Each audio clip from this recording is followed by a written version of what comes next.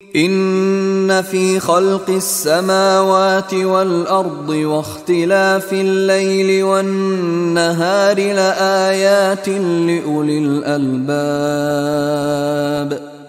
اب آ گیا ہے وہ آخری رکوع جو قرآن مجید کے عظیم ترین مقامات میں سے۔ اس کی پہلی 6 آیتیں وہ ہیں کہ جس کے بارے میں روایت آتی ہے کہ جس شب میں یہ نازل ہوئی ہیں تو پوری رات حضور پر رقت آری رہی، آپ کھڑے بیٹھے لیٹے ہوئے روتے رہے۔ جب آئے حضرت بلال صبح کے وقت جگانے کے لیے، نماز کی اطلاع دینے کہ نماز کا اب تیار ہے، تو جب آپ کو دیکھا کہ آپ پر یہ جو ہے طاری ہے رقت، تو پوچھا کیا وجہ ہے، تو پھر آپ نے فرمایا آج مجھ پر یہ آیات نازل ہوئی۔ یعنی وہ رقت جو ہے وہ شکر کے جذبے کے تحت تھی، اتنی عظیم آیات۔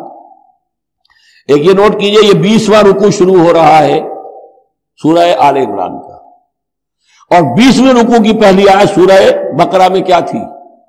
ان فی خلق السماوات والارض واختلاف اللیل والنہار والفلک التی تجری فی البحر بما ینفع الناس وما انزل اللہ من السماء من ماء فاحیا به الارض بعد موتها، وہ آیات الآیات، اسی کا خلاصہ ہے یہ۔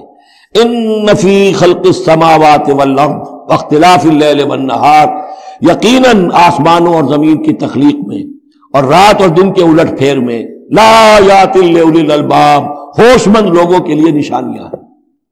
وہاں آیت ختم ہوئی تھی لآیات لقوم یعقلون، ان لوگوں کے لیے نشانیاں ہیں جو عقل سے کام لیتے ہیں، یا اولو الالباب۔